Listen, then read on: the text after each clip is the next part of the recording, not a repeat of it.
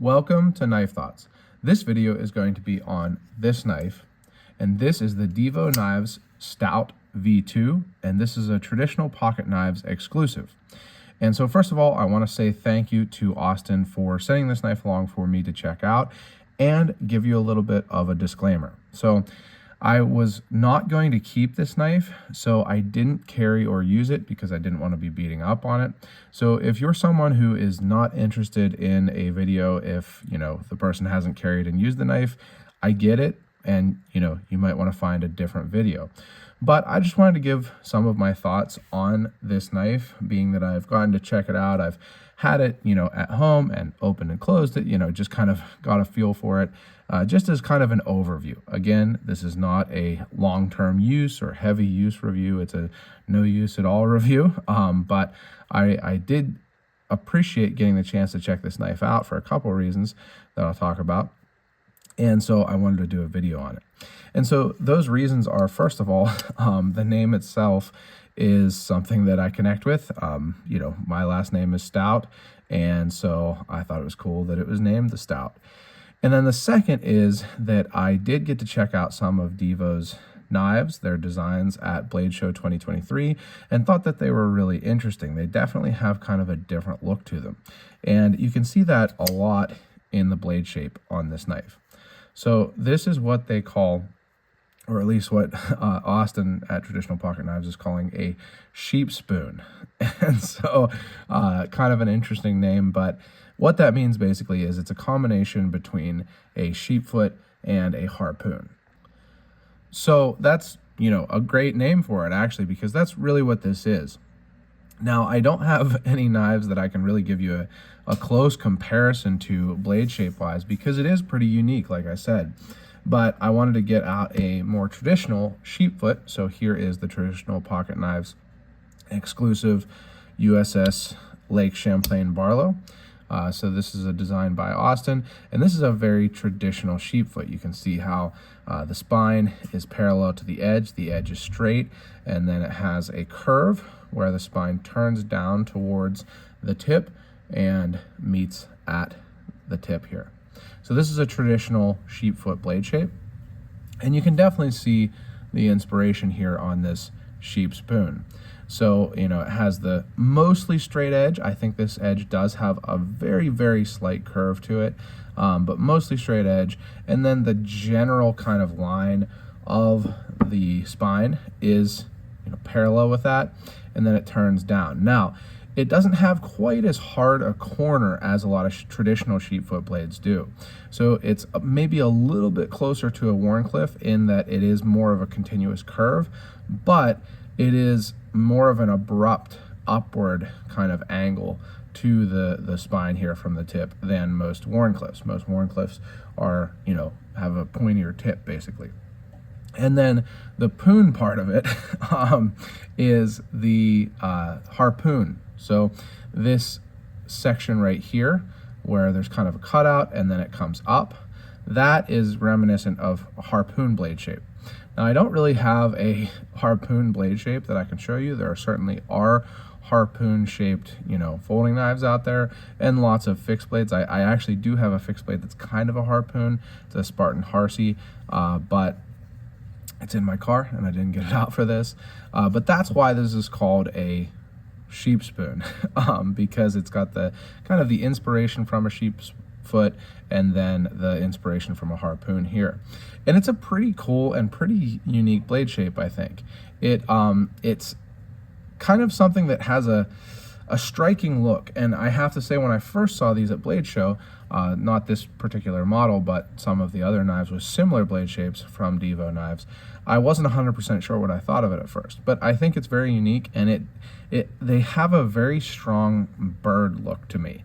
And I don't know if that's intentional, but it definitely looks like a bird's beak to me. So if that's something you appreciate, I think you'll like this blade shape. And the blade itself, I think, would be very useful. Again, you've got a mostly straight, but I think slightly curved edge. It is very nicely ground. Again, judging by looking at it, it comes to a very, very, very thin looking edge, thickness behind the edge, and seems to be a nice hollow grind here. So I've come to really enjoy hollow grinds, particularly thin hollow grinds from Jack Wolf Knives. They have really nicely done hollow grinds. And honestly, my Chris Reeve Sabenza. So a nice thin hollow grind is a great grind for general use. Now, as for the opening method, you've got this cutout, and it's very easy to use for, a slow roll or thumb roll.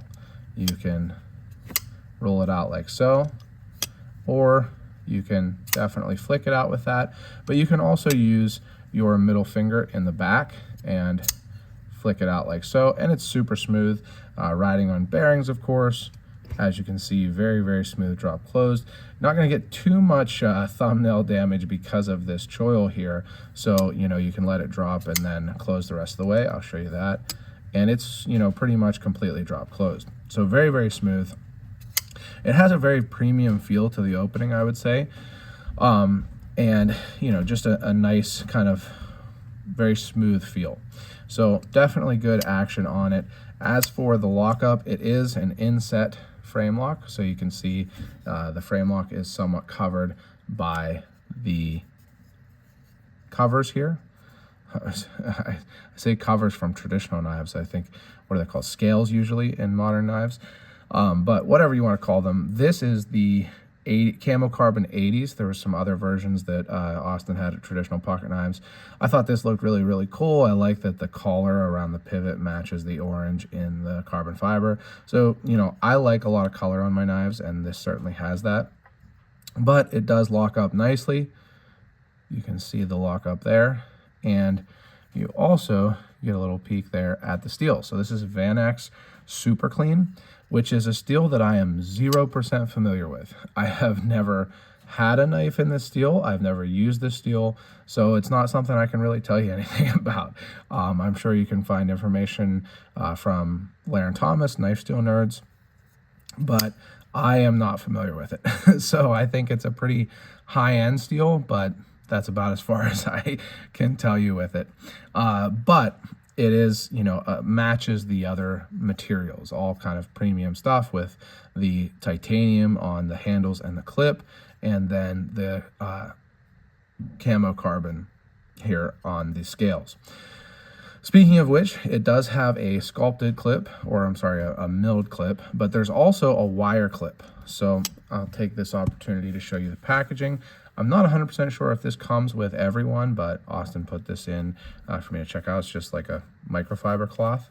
And then, interestingly, the same type, like a zippered pouch as another Best Tech knife that I recently reviewed. Best Tech made knife, I should say. But you can see it does come with this. And I think that they actually come with these attached, and you can get the milled clips separately. So you can check on that, but that's kind of my understanding just from looking on the website and such. But a nice little package here. It comes in a box. You've got some stickers. I love that the colors match the scales there, and just a classic nice little package. I do also appreciate the milling on these bolsters. It does give it a nice kind of fancy look, in my opinion. So I like this milling here. And speaking of being fancy, this knife is $375. And I have to say, I was a little bit surprised when I saw that price tag. It is certainly a high quality knife, a unique design, but it's a little bit more expensive than I realized that it would be.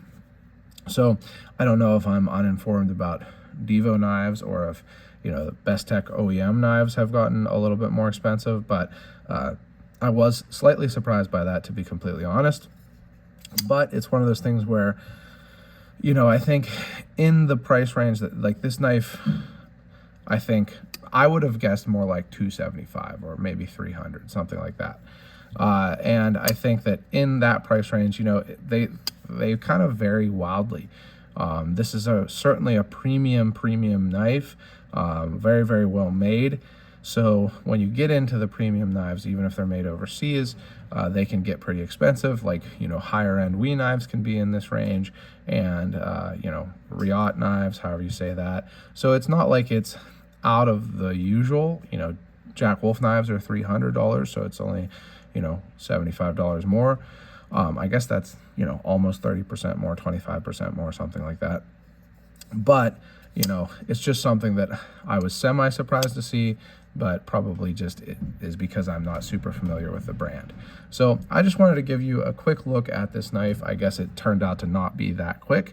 But again, I wanted to thank Austin at Traditional Pocket Knives for giving me the opportunity to check this out. I really, think that he's doing great stuff. I wrote an article recently that was an interview with Austin, so definitely check that out at knifethoughts.com. Make sure you subscribe to the channel, click the bell, and select all if you like videos like this and want to know when I post more. And again, go to Knife Thoughts, where I post articles on knives like this and knife related topics, and subscribe to the email newsletter there. And last but not least, as always, don't forget to go out and do good.